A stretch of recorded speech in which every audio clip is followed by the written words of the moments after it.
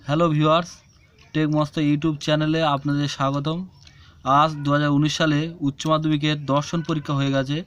আমি এই দর্শন পরীক্ষার বড় কোশ্চেন যে সমস্ত বচন এবং নিরপেক্ষ ন্যায় পড়েছে সেগুলো সলভ করে দিয়েছি, তোমরা একটু মিলিয়ে নাও। আর এই ভিডিওর নিচে যে ডেসক্রিপশন বক্স আছে সেখানে তোমরা এমসিকিউ এবং এসিকিউর সমস্ত প্রশ্ন উত্তর পেয়ে যাবে। এবং যদি ভিডিওটি ভালো লাগে একটু লাইক করবেন এবং বন্ধুদের কাছে শেয়ার করবেন। আর আপনি যদি এই চ্যানেলে নতুন হয়ে থাকেন তাহলে টেক মস্ত ইউটিউব চ্যানেলটিকে একটু সাবস্ক্রাইব করে দেবেন এবং পাশে থাকা বেল আইকনটি বাজিয়ে দেবেন, যাতে এই চ্যানেলের পক্ষ থেকে যে সমস্ত পরীক্ষা বাকি আছে তার সমস্ত প্রশ্নের সমাধান করে দেওয়া হবে এবং প্রত্যেক বিষয়ের সাজেশন দেওয়া হয়। যে 1 নম্বর প্রশ্নের অথবা যে সমস্ত বচনগুলো ছিল, যেমন প্রথম ছিল যে কেউ এ কাজ করতে পারে, এর উত্তরটা হবে সকল ব্যক্তি হয় এ কাজের যোগ্য। এ বচন হবে। এর উদ্দেশ্যপদ ব্যক্তি ব্যাপ্য এবং বিধেয় পদ এ কাজের যোগ্য, এটা অব্যাপ্য। তারপর 2 নম্বর যেটা ছিল কাঁচা আম সাধারণত টক হয়, এর উত্তরটা হবে কাঁচা আম এলেপ হবে কোনো কোনো কাঁচা আম হয় টক, আই বচন। এর উদ্দেশ্যপদ কাঁচা আম অব্যাপ্য এবং বিধেয় পদ টক অব্যাপ্য। তারপর 3 নম্বর যে বচনটি ছিল অমেরুদণ্ডী প্রাণীরা স্তন্যপায়ী হতে পারে না, এর উত্তরটা হবে এলেপ হবে কোনো অমেরুদণ্ডী প্রাণী নয় স্তন্যপ্রায়ী, ই বচন। ই বচন উদ্দেশ্যপদ ব্যাপ্য এবং বিধেয় পদ ব্যাপ্য, অর্থাৎ এখানে মেরুদণ্ডী প্রাণী, অমেরুদণ্ডী প্রাণী আর স্তন্যপ্রায়ী দুটোই ব্যাপ্য হবে। তারপর 4 নম্বর যে বচনটি ছিল সবাই সাধু নয় যারা গির্জায় যায়, এর উত্তরটা হবে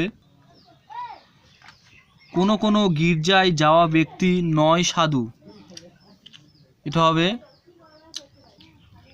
ও বচন।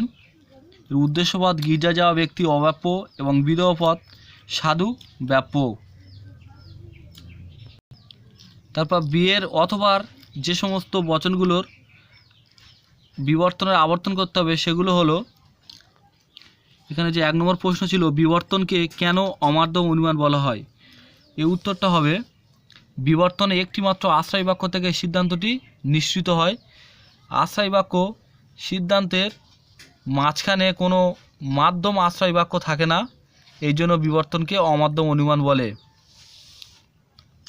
তাছাড়া এখানে যে ওয়াদাগের যেটা ছিল পি কেবল এস হতে পারে, এর বিবর্তনের আবর্তন হবে সকল পি হয় এস, এ বচন। এ বচনকে বিবর্তন করলে হবে কোনো পি নয় অয়েস, ই বচন। এবং এখানে যে 2 নম্বর যেটা হবে 2 নম্বরকে আবর্তন করলে পাবে, উপরের বচনটাকে আবর্তন করলে পায় কোনো অয়েস নয় পি, এটাও ই বচন হবে।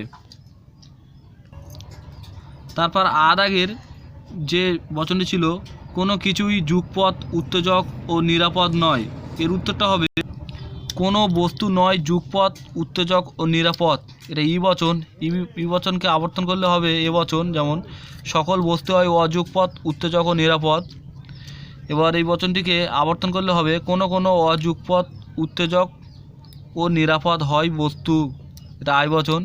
এটি আমার একটু কনফিউশন আছে, এটি সঠিক কী হবে আমার এখন জানা নেই। যদি সঠিক তোমরা উত্তর করতে পারো তাহলে কমেন্টের মাধ্যমে জানাবে। তারপর হর্ষই দেখা ছিল জয়ালু চিকিৎসক আছেন, এই উত্তরটা হবে কোনো কোনো চিকিৎসক হয় দয়ালু ব্যক্তি, এটা আই বচন। এটাকে বিবর্তন করলে হবে কোনো কোনো চিকিৎসক হয় নয় অদয়ালু ব্যক্তি, এটা ও বচন। ও বচনটাকে আবর্তন করতে হবে, কিন্তু ও বচনের আবর্তন সম্ভব নয়।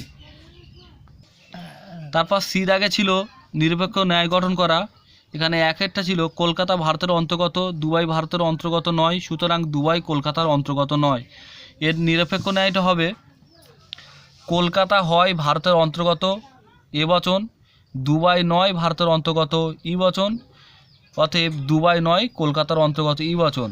এখানে সাংকেতিক আকার ঠিক এরকমই হবে এবং যুক্তিটি হবে অবৈধ মূর্তি হবে এ ই ই অশুদ্ধ এবং সংস্থান হবে দ্বিতীয়। দোষ চারিপদ ঘটিত দোষ, এর ব্যাখ্যাটা তোমরা ঠিক এইভাবে চারিপদ ঘটিত দোষের যে ব্যাখ্যা লিখতে হয় ঠিক ওইভাবে লিখে আসবে এবং সঠিক হবে। তারপর 2 নম্বর যেটা ছিল, কোনো মাছ পাখি নয়, কারণ মাছেরা সরীসৃপ নয় এবং কোনো সরীসৃপ পাখি নয়। এই ন্যায়টা হবে কোনো সরীসৃপ নয় পাখি ই বচন, কোনো মাছ নয় সরীসৃপ ই বচন, অতএব কোনো মাছ নয় পাখি ই বচন। এর সাংকেতিক আকার হবে এইভাবে। যুক্তিটি অবৈধ, সংস্থান প্রথম, মূর্তি ই ই ই অশুদ্ধ, দোষ নর্থক আশ্রয় বাক্যজনিত দোষ। এর ব্যাখ্যাটা ঠিক এইভাবে লিখে আসবে ভিউয়ার্স। তারপর সি এর অথবা যেগুলো ছিল, নিরপেক্ষ নয় অবৈধ পক্ষদোষ, টিকা লেখো। তারপর ডি এর দাগে ছিল মিলের সহপরিবর্তন পদ্ধতি আলোচনা করো, এবং ইয়ের দাগে ও ব্যাখ্যা ছিল এবং সংক্ষিপ্ত টিকা ছিল। এগুলোই সব আমার সাজেশানের কমন চলে এসছে এবং এই উত্তরগুলি তোমরা ভালোভাবে মিলিয়ে নেবে। এবং পরবর্তী ভিডিওতে আমি এমসিকিউ এসিকিউ আলোচনা করে দিয়েছি, ভিডিওর ডেসক্রিপশন বক্সে একটু চেক করে নেবেন।